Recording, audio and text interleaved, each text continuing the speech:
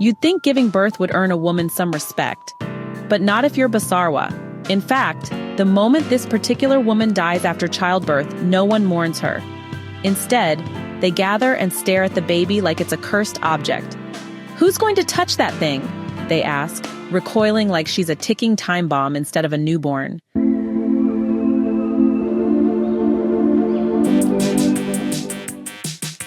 Enter Margaret Cadmore, a white teacher, childless, observant, and apparently the only one in town with a working conscience. She takes one look at this unwanted baby and says, "Fine, if none of you will, I will." She gives the child a name, her own, and raises her as her daughter. And just like that, we meet young Margaret Cadmore, a girl born into a society where her existence is an insult. Now, you might expect that with a white mother figure, life would be better. Not quite. In fact, my mother would say it's highly improper. The adopted Margaret is smart, articulate, and speaks English with the precision of a British radio presenter. But none of that matters when people learn who she really is. A Masarwa, one of those. Still, thanks to her adopted mother, who is not the emotional type but is more than capable of putting people in their place, Margaret survives the bullying and prejudice. She studies hard, learns literature and art, and becomes a teacher. And after finishing training college, with her adopted mother having returned to England, Margaret is posted to teach in a village called Dilepe. Now this is where things get complicated. At Dilepe's seating school, Margaret meets Dikeledi, another teacher and the daughter of the late chief. The two quickly become friends, but Dikeledi is nursing a secret heartbreak. She's in love with Moleka, a man who makes commitment look like a prison sentence. Moleka is charming, popular, and about as stable as a wobbly ladder. He's fathered 8 children with 8 different women, most of whom now walk around town muttering to themselves. Huh? What? But Margaret? Moleka sees her and suddenly he's not just chasing skirts, he's struck dumb. Her politeness, her voice, her intelligence, they disarm him. This is not your average conquest. This is complicated. Oh my. Dikeledi is just, well, both amazed and alarmed. When she finds out that Margaret is Masarwa, her jaw nearly hits the floor. Keep it quiet, she advises. No one will suspect. But Margaret, she just won't hide. She insists on identifying herself with her people. She's proud, or maybe simply defiant. And that makes her dangerous in a society where Basarwa aren't just second-class citizens.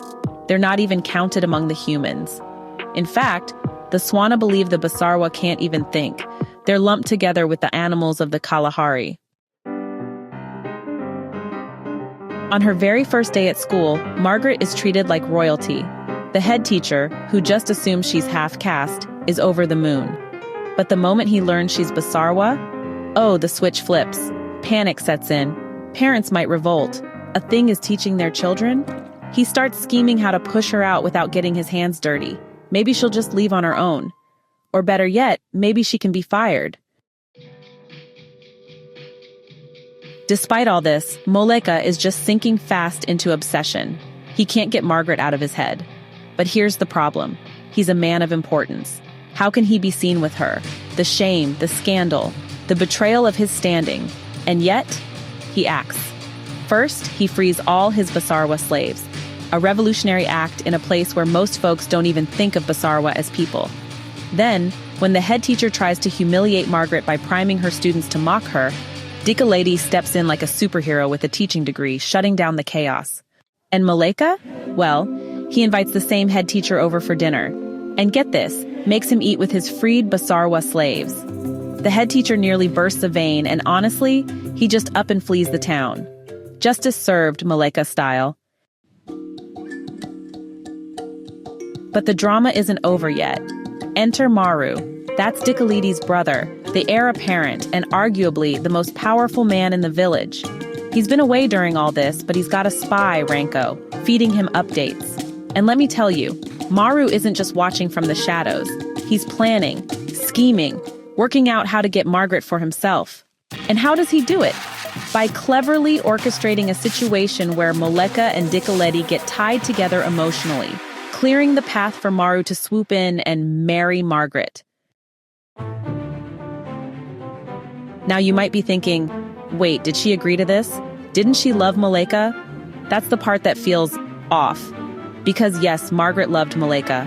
And no, Maru never really expressed any love, he just acted. With a little help from some surreal dream sharing. Yes, they both dreamed the same things. Maru builds a bridge into her life. And that, my friends, is where the story begins. Wait a minute! You heard right. The book starts with Maru and Margaret already married. The rest is one long flashback. 2 parts, no chapters, no numbered sections. Just straight storytelling, no fluff. Just the sharp, piercing voice of Bessie Head taking you on a ride through prejudice, hypocrisy, and silent resistance. The book, Maru, by Bessie Head. First published in 1971. Only 103 pages, but don't let the length fool you. This novella hits like a thunderclap. This book is not just a love story, it pretends to be one. Gives you a triangle, some longing, some societal friction. But the love story is the bait. What it's really about is the ugly, persistent monster of racism, or as we tend to call it in Africa, tribalism. Let's be honest, almost every crisis in Africa is either caused by this or acts as a catalyst. From the Rwandan genocide to the Liberian War, the Kenyan electoral crisis to the Ivorian implosion, tribalism or internal racism keeps rearing its ugly head. And Bessie Head saw it clearly. She knew that if there were no internal racism, mostly referred to as tribalism or ethnicism, most forms of corruption would be no more. In Botswana, the Masarwa are the face of that oppression. Even when the larger population were struggling against the Western racialism, they kept the Basarwa as slaves. It's hypocrisy at its finest. The Swana people think the Basarwa cannot think, echoing the very same logic the West used to justify colonialism. The cycle of dehumanization just changes form, but not substance. What Bessie Head does in Maru is daring. She takes a member of this scorned group, a Masarwa girl, and gives her education, voice, art, pride, and presence. She places her in a village in front of a classroom and forces the townspeople and the reader to deal with their discomfort. And then she lets 2 of the most powerful men in town fall for her. She becomes undeniable. Of course, I was bothered by how Margaret ends up married, seemingly without her full consent. It's the only part of the book that didn't sit right with me, because for all her defiance, the final move feels like something done to her, not with her. And Maru's feelings remain mostly opaque. But Bessie Head isn't aiming for a fairy tale. She's writing about systems, structures, the way they crush people silently. As with much of Head's work, there's a brush of surrealism, the dream sharing, the totems, the spiritual undertone. But it never distracts. If anything, it underscores just how deep-rooted these issues are. The dream world and real world bleed together. Maybe because the problem is that old, that deep, that spiritual. Maru is perhaps the most accessible of Bessie Head's works. It reads quickly, avoids unnecessary subplots, and gets right to the point. The lack of chapters or breaks actually reinforces the pressure of the narrative. You feel the tightness, the compression, the urgency. And even now, decades later, it matters. The Masarwa still face discrimination. Their land, rich in diamonds, has become both a curse and a trap. There are whispers of extinction, of a culture erased. The novel feels less like fiction and more like prophecy. Bessie Head herself is a remarkable figure. Born in South Africa to a white mother and a black father, she faced exclusion from both sides. She later moved to Botswana, where she spent most of her adult life. Her writing is sharp, empathetic, and unafraid. She confronts issues others skirt around: racism, madness, exile, gender, and always does so with clarity and courage. Maru isn't just about love. It's about power.